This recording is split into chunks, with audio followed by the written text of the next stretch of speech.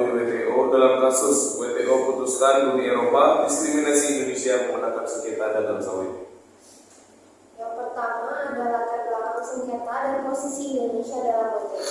Sengketa antara Indonesia dan Uni Eropa bermula dari diberlakukannya Renewable Energy Directive 2 atau RED 2 dan Delegated Act on Indirect Land Use Change atau ILUC yang mengklasifikasikan minyak sawit sebagai komoditas berisiko tinggi. Kategori ini secara langsung menurunkan posisi sawit dalam pasar energi Eropa karena sawit dianggap tidak memenuhi syarat keberlanjutan untuk digunakan sebagai biofuel. Indonesia menghadapi situasi yang sangat merugikan mengingat sawit merupakan komoditas ekspor strategis, penggerak ekonomi nasional serta sumber pendapatan jutaan petani kecil di Indonesia. Karena itu, Indonesia menilai kebijakan Uni Eropa tidak sekedar regulasi teknis lingkungan, tetapi hambatan perdagangan yang perlu digugat melalui mekanisme pasal 23 di ATT 1994 yang memberikan hak kepada anggota WTO untuk menggugat tindakan negara lain apabila manfaat ekonomi mereka dibatalkan atau dikurangi.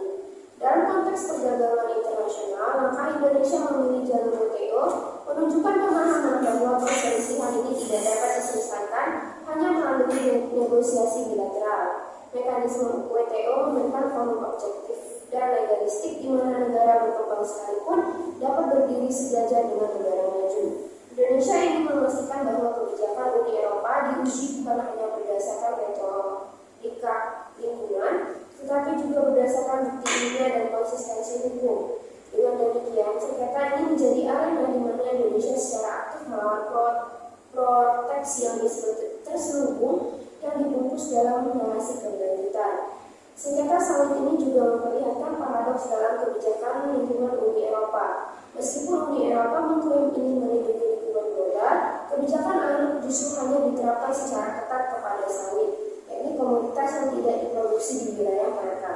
Komoditas minyak nabati Eropa seperti rapeseed dan sunflower tidak mendapatkan perlakuan serupa. Meskipun memiliki dampak lingkungan yang relevan, ketidakseimbangan penerapan ini mengindikasi bahwa kebijakan tersebut lebih mencerminkan upaya menjaga kepentingan ekonomi domestik daripada komitmen lingkungan global. Di sisi lain, latar belakang sengketa ini menunjukkan bahwa negara berkembang seperti Indonesia tidak lagi menjadi pihak yang pasif dalam menghadapi kebijakan negara maju. Dengan membawa kasus ini ke WTO, Indonesia menunjukkan keberanian untuk menggunakan instrumen hukum internasional sebagai alat diplomasi ekonomi. Hal ini memberikan pesan penting bahwa negara berkembang memiliki hak untuk melawan ketidakadilan dalam tatanan perdagangan global. Sengketa ini menjadi momentum penting bagi Indonesia untuk menegaskan bahwa kebijakan global harus adil, proporsional, dan tidak diskriminatif. Dengan demikian, latar belakang sengketa sawit Indonesia dan Uni Eropa menggambarkan pertemuan antara isu lingkungan, perdagangan internasional, diplomasi, dan hukum multilateral. Indonesia tidak hanya mempertahankan kepentingan ekonominya, tapi juga memperjuangkan prinsip keadilan dan data niaga global. Sengketa ini membuktikan bahwa WTO masih relevan sebagai forum untuk menguji keadilan kebijakan negara maju terhadap komoditas negara berkembang.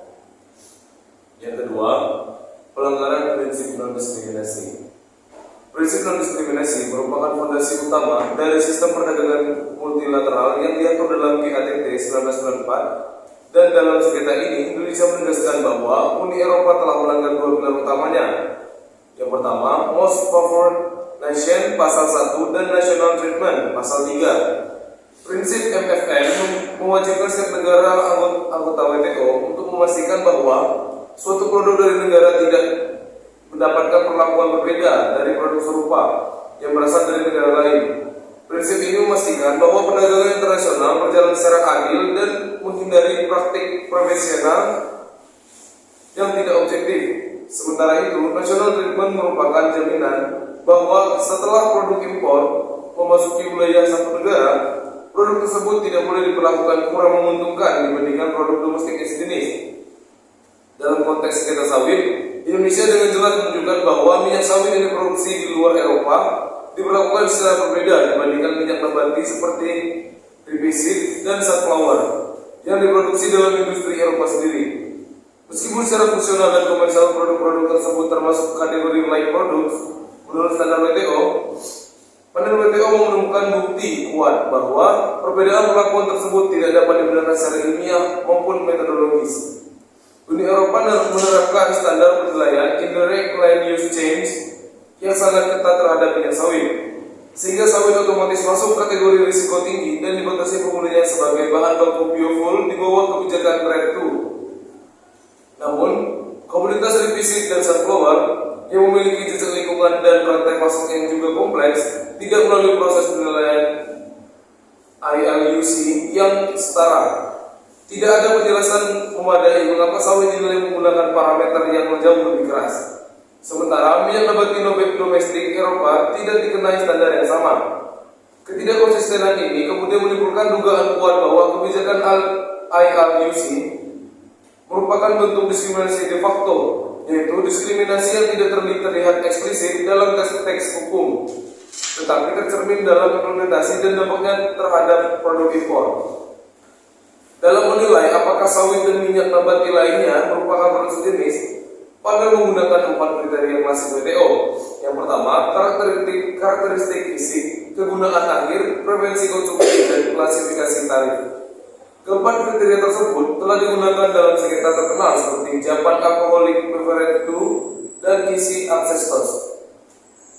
Berdasarkan karakteristik fisik, sawit, tripisit, sunflower, dan kedelai merupakan minyak nabati yang dapat digunakan secara substitutif dalam industri energi, pangan, dan manufaktur. Dari sisi kegunaan akhir, semuanya dapat diproses menjadi biodiesel, minyak masak, atau bahan industri lainnya. Preferensi konsumen juga menunjukkan bahwa konsumen Eropa sering mengonsumsi produk yang dihasilkan dari berbagai jenis minyak nabati tanpa membedakan asalnya. Dalam klasifikasi tarif, keempatnya ditempatkan dalam kategori tarif yang sama atau sangat berdekatan. Dengan demikian, tidak ada dasar hukum ataupun ilmiah yang dapat memisahkan sawit dari kategori like product, sehingga perbedaan yang dilakukan Uni Eropa langsung melanggar pasal 1 dan pasal 3 di ATT 1924. Panel juga menekankan bahwa perlakuan diskriminatif tersebut menimbulkan distorsi perdagangan yang signifikan. Akibat kebijakan ILUC dan RED II, minyak sawit kehilangan posisi kompetitifnya di pasar Uni Eropa. Meskipun secara ekonomi sawit memiliki produktivitas lebih tinggi dan harga yang lebih efisien dibandingkan revisit atau sunflower, dalam beberapa tahun terakhir, Eropa bahkan meningkatkan intensitas produk minyak nabati domestik dengan alasan keberlanjutan. Padahal analisis independen menunjukkan bahwa perluasan lahan revisit juga memiliki dampak lingkungan tersendiri dengan memberikan keuntungan regulatif kepada minyak nabati dan domestik. Memperlakukan pembatasan terhadap keuntungan regulatif kepada minyak nabati domestik dan beberapa pembatasan terhadap sawit. Uni Eropa pada dasarnya menciptakan penghalang perdagangan terselubung yang tidak sesuai dengan prinsip WTO. Panel menyatakan bahwa alasan lingkungan yang dikemukakan UE tidak dapat menjadi pembenaran apabila metode ilmiah yang digunakan tidak konsisten atau diterapkan secara selektif kepada hanya satu kelompok produk.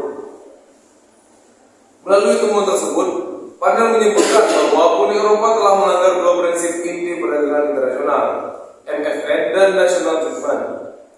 Pelanggaran ini menjadi bukti bahwa kebijakan ILUC tidak didasarkan pada penilaian objektif, melainkan memberikan keunggulan kompetitif kepada produk minyak nabati yang diproduksi di Eropa sendiri. Oleh karena itu, langkah Indonesia mengajukan gugatan melalui WTO terbukti tepat secara hukum dan strategis. Putusan panel menegaskan bahwa standar lingkungan tidak boleh digunakan sebagai instrumen proteksionisme terselubung dan bahwa setiap kebijakan berpotensi menghambat perdagangan harus ditetapkan secara non-diskriminatif, transparan, dan berdasarkan metodologi ilmiah yang dapat dipertanggungjawabkan. Dengan demikian, Indonesia berhasil menggunakan instrumen hukum multilateral untuk melindungi kepentingan nasionalnya, sekaligus memperkuat posisi negara berkembang dalam perdebatan global mengenai keberlanjutan dan perdagangan internasional. Yang ketiga, mekanisme DSU, yaitu konsultasi, pembentukan panel, dan proses adjudikasi. Proses penyelesaian sengketa antara Indonesia dan Uni Eropa ini dimulai melalui mekanisme konsultasi sebagaimana diwajibkan pasal 4 Dispute Statement Understanding. Dalam tahap ini, Indonesia secara resmi meminta Uni Eropa menjelaskan rasionalitas ilmiah serta dasar peraturan yang menyebabkan minyak sawit dikategorikan sebagai komoditas high outlook risk. Konsultasi WTO pada dasarnya bertujuan mencapai penyelesaian damai tanpa perlu berlanjut ke tahap adjudikasi. Namun dalam kasus ini, konsultasi justru memperlihatkan adanya ketidaksinkronan antara argumen ilmiah yang disampaikan Uni Eropa dengan metode penilaian resiko yang digunakan. Uni Eropa tidak mampu memberikan penjelasan mengenai mengapa komoditas rapeseed dan sunflower yang juga dimiliki dampak lingkungan tidak dikategorikan tinggi resiko. Ketidakmampuan ini menunjukkan bahwa konsultasi tidak lagi berada pada ruang teknis, tetapi telah masuk ke wilayah politis yang tidak dapat diselesaikan melalui pertemuan informal. Karena itu Indonesia melanjutkan proses ke tahap berikutnya yang mengajukan permintaan pembentukan panel sesuai pasal 6 DSU yang menurut prinsip negatif konsensus akan otomatis disetujui dan tidak dapat diblokir oleh pihak tergugat termasuk Uni Eropa sendiri. Pembentukan panel merupakan tahap penting karena panel berfungsi sebagai pengadilan kuasi-yudisial dalam sistem WTO. Panel yang dibentuk terdiri dari para ahli hukum perdagangan internasional yang independen dan berpengalaman dalam menilai argumentasi baik faktual maupun normatif. Panel melakukan pemeriksaan intensif terhadap dokumen yang diajukan kedua belah pihak, mulai dari laporan ilmiah tentang ILO, statistik perdagangan minyak nabati, data emisi karbon, serta dokumen kebijakan UE seperti RETU dan Delegated Act on ILO. Tidak hanya itu, panel juga menerima permintaan partisipasi dari negara ketiga seperti Malaysia, Brasil, dan Amerika Serikat. Keterlibatan negara-negara ini menunjukkan bahwa sengketa tidak hanya menyangkut Indonesia dan UE, tetapi memiliki implikasi global terhadap industri biofuel dan tata niaga minyak nabati.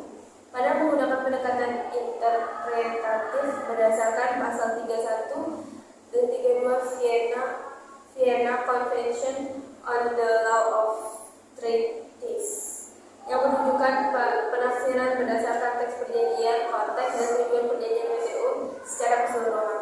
Selama tahap persidangan, berbagai isu substansi muncul. Indonesia secara konsisten membuktikan bahwa UE menerapkan analisis ILO yang bersifat selektif dan tidak dilakukan secara konsisten terhadap komoditas domestik mereka. Panel juga mengajukan serangkaian pertanyaan tertulis kepada Uni Eropa, memaksa mereka menjelaskan secara teknis bagaimana metode ILO digunakan. Namun Uni Eropa tidak mampu menunjukkan bukti ilmiah yang mendukung pengkategorian sawit sebagai sumber resiko tinggi. Bukti bahwa sawit memiliki dampak ILO yang secara inheren lebih buruk daripada rapeseed atau sunflower. Dalam beberapa sesi pendengaran, pada menemukan bahwa metode yang dipakai UE tidak diterapkan sama kepada semua minyak nabati, sehingga menimbulkan de facto discrimination. Hal ini menjadi sangat penting karena dalam hukum WTO, diskriminasi tidak hanya diukur pada teks hukum, tetapi juga pada dampak nyata. Dengan demikian, pada mulai melihat pola kebijakan UE yang tidak objektif dan condong melindungi industri domestik minyak nabati Eropa.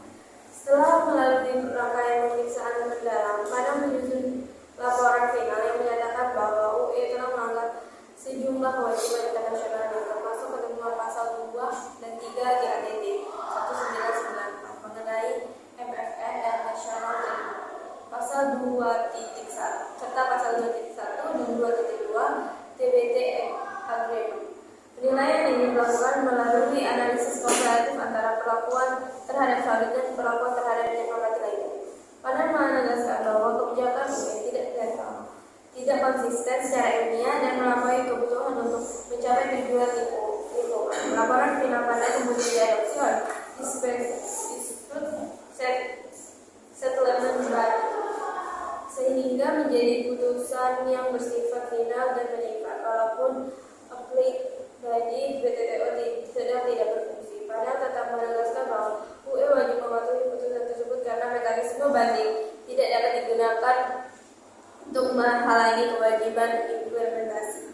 Dengan demikian, mekanisme DSO bekerja secara efektif dengan sengketa ini, meskipun WTO tengah menghadapi tantangan struktural akibat lumpuhnya mekanisme banding. Proses ini memperlihatkan bahwa negara berkembang seperti Indonesia mampu memanfaatkan instrumen multilateral secara maksimal untuk mempertahankan haknya dari praktik diskriminatif negara maju. Keberhasilan Indonesia dalam tahap konsultasi, pembuktian, dan argumentasi hukum menunjukkan bahwa sistem WTO tetap menyediakan ruang bagi negara berkembang untuk memastikan perdagangan global berjalan secara adil, non-diskriminatif, dan sesuai prinsip hukum internasional. Sengketa ini menjadi presiden penting bahwa DSO tetap berfungsi sebagai mekanisme penyelesaian sengketa multilateral dan yang kredibel dan objektif.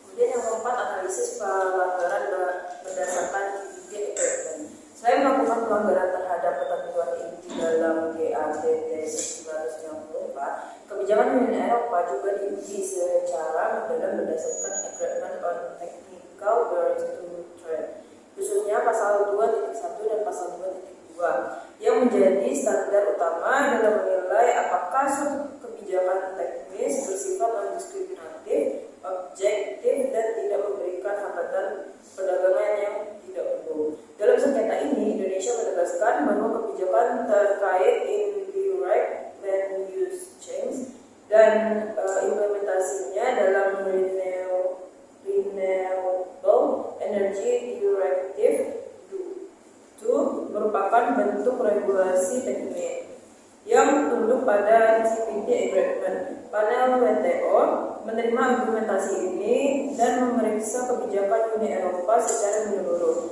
termasuk menilai apakah kebijakan tersebut diterapkan secara adil dan netral terhadap minyak sawit dan minyak nabati lainnya yang secara fungsional sejenis. Pasal 2.1 TBT Agreement mengharuskan negara anggota untuk memberikan perlakuan yang sama atau tidak kurang menguntungkan kepada produk impor dibandingkan produk domestik atau produk serupa dari negara lain. Dalam konteks minyak nabati, panel menemukan bahwa sawit, meskipun merupakan salah satu bahan baku biofuel paling efisien di dunia, justru dikenai pembatasan yang jauh lebih ketat daripada rapeseed and sunflower yang diproduksi Uni Eropa. Di sisi lain, komoditas kedelai yang sebagian besar diimpor dari Amerika Serikat, Brazil, dan Argentina juga tidak mendapatkan perlakuan pembatasan yang setara, walaupun memiliki potensi dampak lingkungan yang relevan. Panel secara eksplisit menilai bahwa kebijakan UE tidak memenuhi syarat perlakuan non-diskriminatif karena penerapan standar ILUC dilakukan secara selektif, memberikan keunggulan kepada produk domestik Eropa dan produk tertentu dari negara ketiga. Hal ini menunjukkan pelanggaran langsung terhadap kewajiban pasal 2.1. Lebih jauh, panel juga mempertanyakan objektivitas metodologi ilmiah yang digunakan Uni Eropa dalam mengkategorikan sawit sebagai hak ILUC risk dalam proses pembuktian. UE tidak mampu menunjukkan dalam dasar ilmiah yang kredibel dan diterima secara internasional untuk mendukung perkategorian tersebut. Sementara itu, penelitian ilmiah independen menunjukkan bahwa dampak ILUC tidak hanya berkaitan dengan sawit, tetapi juga dapat ditemukan pada produksi rapeseed dan sunflower dan kedelai. Namun, ketiga komoditas tersebut tidak diukur menggunakan parameter yang sama. Ketidaksesuaian ini membuktikan bahwa UE tidak menerapkan prinsip netralitas teknis yang merupakan elemen penting dalam CPT Agreement. Dengan demikian, Meskipun kebijakan ini diklaim sebagai langkah untuk melindungi lingkungan, panel WTO menyatakan bahwa metode evaluasi yang dipakai UK tidak memenuhi standar objektivitas yang seharusnya oleh pasal 2.1 CPT. Selanjutnya, panel merupakan pengujian berdasarkan pasal 2.2 CPT Agreement yang menekankan bahwa kebijakan teknis tidak boleh lebih membatasi perdagangan daripada yang diperlukan untuk mencapai tujuan yang sah seperti perlindungan lingkungan. Dalam analisisnya, panel menemukan bahwa Uni Eropa memiliki alternatif kebijakan lain yang lebih tidak membatasi perdagangan, tetapi tetap dapat mencapai tujuan lingkungan yang sama. Alternatif tersebut termasuk satu sistem sertifikasi berbasis risiko aktual di tingkat perkebunan, bukan kategori risiko generik. Yang kedua, penelusuran rantai pasok, dan yang ketiga, evaluasi berbasis data empirik bukan pada asumsi modalitas ILUC yang telah lama dikritik karena ketidakpastian ilmiahnya. Fakta bahwa alternatif yang tidak proporsional ini tersedia namun tidak dipilih oleh UA menunjukkan bahwa kebijakan ILUC tidak didesain secara restriktif sehingga melanggar ketentuan pasal 2.2 CPT. Panel juga menegaskan bahwa tujuan lingkungan betapapun penting tidak dapat dijadikan alasan untuk menetapkan kebijakan yang bersifat proteksionis tersebut. Putusan panel konsisten dengan presiden penting dalam jurisprudensi WTO seperti US Tuna to US Flow Cigarette dan isi seal produk yang menegaskan bahwa negara tidak dapat berlindung di balik dalih lingkungan jika kebijakan yang diterapkan secara jelas tidak konsisten, diskriminatif atau tidak proporsional. Dalam sengketa-sengketa tersebut, WTO menegaskan bahwa kebijakan teknis harus memiliki landasan ilmiah yang dapat dipertanggungjawabkan dan penerapannya tidak boleh menggantung secara tidak wajar industri domestik. Dalam kasus ILUC, panel menilai bahwa kerangka analisis UA tidak didasarkan pada penilaian risiko aktual yang terukur, melainkan pada model teoretis yang tidak diterapkan secara konsisten terhadap seluruh jenis nilai nabati. Ketidakkonsistenan ini merupakan bukti bahwa kebijakan UA tidak netral secara teknis dan menimbulkan hambatan perdagangan yang tidak perlu. Dengan demikian, pelanggaran CBT Agreement bukan hanya pelengkap dari pelanggaran GATT, tetapi menjadi bukti bahwa standar keberlanjutan UA telah gagal memenuhi uji objektivitas, proporsionalitas, dan non-diskriminatif. Dengan alasan temuan panel ini, posisi Indonesia semakin kuat dalam menunjukkan bahwa kebijakan UA tidak hanya diskriminatif, tetapi juga tidak memenuhi standar minim keilmiahan dan kesetaraan perlakuan sebagaimana diatur dalam sistem WTO.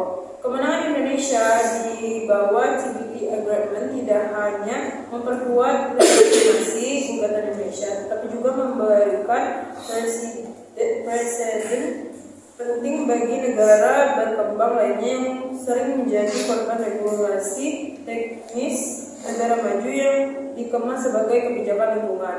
Putusan ini mengirim pesan bahwa negara maju tidak dapat seenaknya menggunakan alasan keberlanjutan untuk melindungi industri mereka sendiri dan bahwa standar internasional harus diterapkan secara adil, netral, serta tetap memperhatikan prinsip perdagangan terbuka yang menjadi dasar WTO. Selanjutnya, pembahasan yang kelima terkait dengan implementasi putusan dan tanggung jawab hukum Uni Eropa. Setelah panel WTO mengeluarkan putusan yang menyatakan bahwa kebijakan Uni Eropa khususnya mekanisme ILUC dan implementasi RED 2 melanggar berbagai ketentuan BEPT 1994 dan TBT Agreement. Uni Eropa secara hukum terikat pada kewajiban untuk mengimplementasikan putusan tersebut. Implementasi ini diatur secara jelas dalam pasal 21 DSU yang menetapkan bahwa negara tergugat harus segera mematuhi rekomendasi dan putusan panel. Kewajiban ini bersifat mengikat dan tidak dapat dinegosiasikan ulang karena merupakan konsekuensi keanggotaan dalam sistem multilateral WTO. Namun, sebagaimana diatur dalam pasal 21.3 DSU, negara yang menjadi pihak tergugat dalam meminta RPT apabila implementasi tidak dapat dilakukan secara instan. Hal ini penting karena perubahan regulasi teknis Uni Eropa melibatkan mekanisme legislatif yang kompleks, termasuk konsultasi publik, proses penyusunan naskah teknis oleh Komisi Eropa, serta juga pembahasan di Parlemen dan Dewan Eropa. Oleh karena itu, permohonan waktu tambahan seringkali dilakukan dalam kasus-kasus besar, terutama ketika menyangkut regulasi energi dan lingkungan. Namun demikian, permohonan RPT tidak diberikan keleluasaan bagi Uni Eropa untuk menunda implementasi secara tidak wajar. RPT tetap harus dikontrol dan disetujui oleh DSP, serta tidak boleh digunakan sebagai strategi mengulur waktu atau mempertahankan kebijakan diskriminasi. Apabila Uni Eropa gagal melaksanakan keputusan panel dalam jangka waktu yang telah disepakati, menurut pasal 22 DSU memberikan hak kepada Indonesia untuk meminta kompensasi atau bahkan melakukan retaliasi yang sah menurut WTO. Retaliasi dalam konteks WTO itu berbeda dengan tindakan balasan sepihak yang sering terlihat dalam perang dagang. Retaliasi di bawah DSU bersifat legal, terukur, dan harus mendapat izin dari DSP. Retaliasi juga dapat membentuk peningkatan tarif terhadap produk-produk Uni Eropa atau pembatasan akses pasar bagi produk UE tertentu. Selain mekanisme retaliasi, Indonesia juga memiliki instrumen penting lainnya, yakni Compliance Review Panel atau panel pasal 21.5 DSU. Dalam mekanisme ini digunakan untuk meningkatkan apakah langkah-langkah implementasi yang diambil oleh Uni Eropa sudah benar-benar mematuhi putusan panel. Compliance review itu sangat penting karena dalam banyak kasus WTO negara tergugat mencoba melakukan perubahan minimal atau domestik untuk menghindari perubahan substantif yang sebenarnya diperlukan. Dan dalam panel 21.5 akan menilai apakah modifikasi yang dilakukan UE sungguh-sungguh menghapus unsur diskriminasi atau hanya memindahkan bentuk diskriminasi ke dalam pengaturan yang lebih samar. Dari perspektif politik dan regulasi internasional, Uni Eropa berada dalam posisi yang sulit setelah keluar keputusan ini. Selama 4 tahun, UE menempatkan diri sebagai kampiun global dalam isu keberlanjutan, perubahan iklim, dan perdagangan yang adil. Namun, putusan panel WTO yang menyatakan bahwa UE melakukan diskriminasi dan tidak konsisten secara ilmiah menyebabkan presiden negatif bagi kredibilitas global UE. Negara-negara berkembang termasuk Indonesia telah lama mengkritik apa yang mereka anggap sebagai green proteksionis atau proteksionisme berbagai narasi lingkungan. Dan oleh karena itu, kegagalan Uni Eropa mematuhi putusan WTO dapat semakin memperburuk persepsi tersebut dan mengurangi legitimasi moral UE di arena diplomasi global. Negara-negara berkembang mungkin melihat UE sebagai aktor yang menggunakan standar lingkungan untuk melindungi industri domestik, bukan sebagai mitra yang benar-benar memperjuangkan keberlanjutan planet.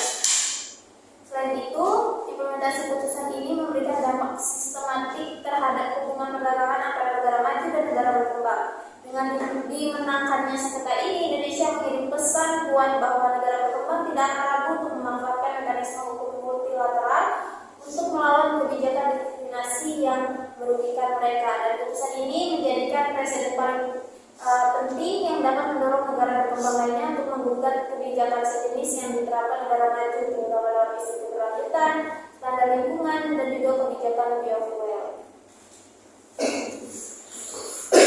Yang keenam, posisi Indonesia sebagai negara berkembang dan strategi diplomasi hukum.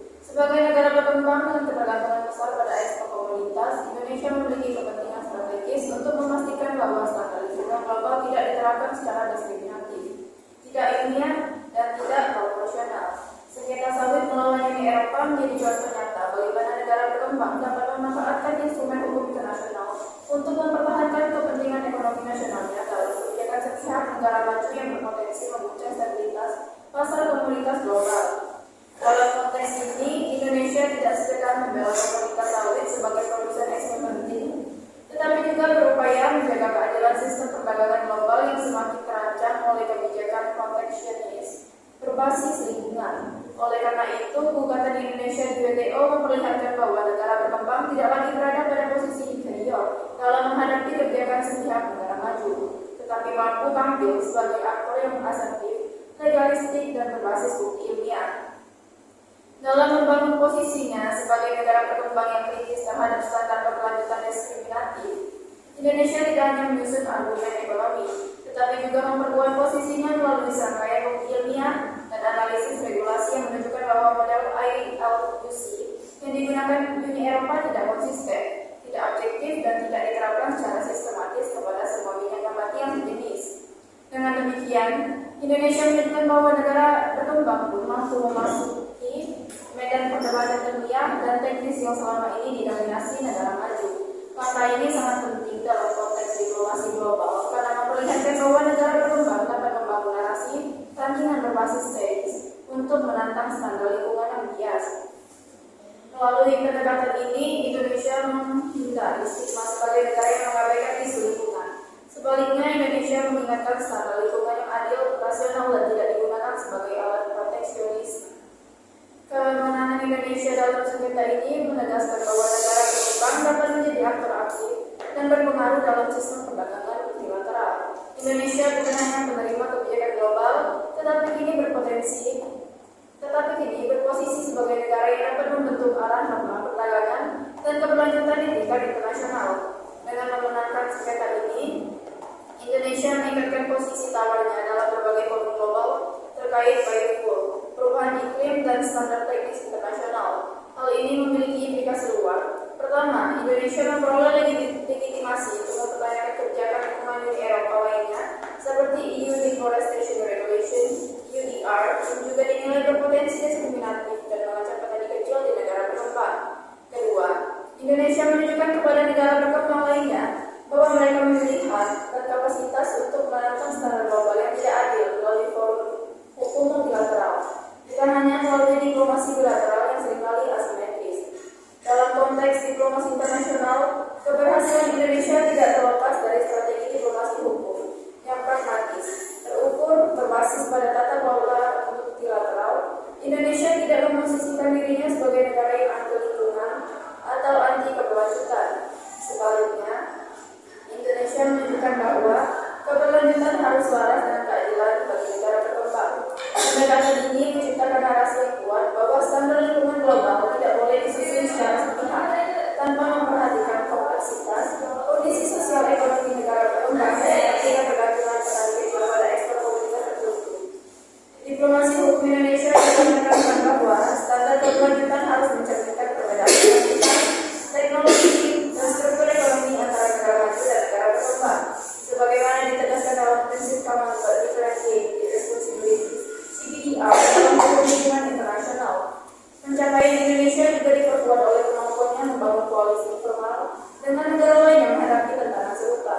Malaysia sebagai produsen sawit terbesar kedua di dunia menunjukkan dukungan langsung dan berperan sebagai pihak ketiga dalam sengketa. Negara-negara Amerika Latin seperti Brazil, Argentina yang merupakan produsen kedelai dan biofuel juga mendukung argumentasi Indonesia karena menyadari bahwa produsen hukum sengketa ini akan memengaruhi masa depan akses pasar produk mereka. Koalisi ini menunjukkan pentingnya solidaritas negara berkembang dalam menghadapi proteksionisme lingkungan negara maju. Semakin banyak negara berkembang yang terlibat dalam dinamika perdagangan global, semakin kuat posisi kolektif mereka dalam membangun norma perdagangan yang inklusif dan adil. Pada akhirnya, strategi diplomasi Indonesia dalam sengketa sawit melawan Uni Eropa memberikan pelajaran penting bagi negara-negara berkembang lainnya. Kemenangan ini membuktikan bahwa bahwa negara berkembang dapat memiliki posisi tawar yang kuat apabila mampu menggabungkan instrumen hukum internasional, bukti ilmiah, dan diplomasi multilateral secara strategis. Indonesia telah memperlihatkan bahwa WTO tetap menjadi forum yang efektif untuk mengoreksi ketidakadilan global, terutama bagi negara-negara berkembang yang seringkali menjadi korban standar teknis atau regulasi unilateral negara maju. Lebih dari sekedar kemenangan sengketa, keberhasilan ini menjadi inspirasi bagi negara berkembang lainnya untuk lebih percaya diri dalam menantang kebijakan diskriminatif yang mengatasnamakan keberlanjutan dan lingkungan. Selanjutnya, dampak global dan makna strategis bagi masa depan WTO. Putusan panen WTO dalam sengketa sawit Indonesia dan Uni Eropa memberikan dampak yang sangat luas tidak hanya bagi kedua negara, tetapi juga bagi keseluruhan arsitektur perdagangan global dan arah perkembangan standar lingkungan internasional. Putusan ini menandai kemenangan penting bagi negara-negara berkembang yang selama ini menjadi sasaran regulasi sepihak negara maju atas nama keberlanjutan. Selama bertahun-tahun, negara maju menerapkan kebijakan teknis yang dikemas dalam narasi lingkungan dan perubahan iklim, namun seringkali didukung oleh bukti hingga konsisten ataupun penerapan yang adil terhadap semua produk sejenis. Dengan adanya putusan panel WTO ini, negara maju tidak lagi dapat dengan mudah menerapkan kebijakan semacam itu tanpa risiko hukum. Uni Eropa ditegur secara tegas karena menerapkan standar lingkungan selektif, sehingga putusan ini menjadi presiden buat bahwa keberlanjutan tidak menjadikan dasar untuk proteksionisme terselubung. Ketika ini juga membuka diskusi global yang lebih luas mengenai hubungan antara perdagangan, keberlanjutan, dan pembangunan. Banyak negara berkembang menunjukkan kekhawatiran bahwa standar lingkungan dari negara maju seringkali tidak mempertimbangkan realitas kemampuan ekonomi dan teknologi negara berkembang.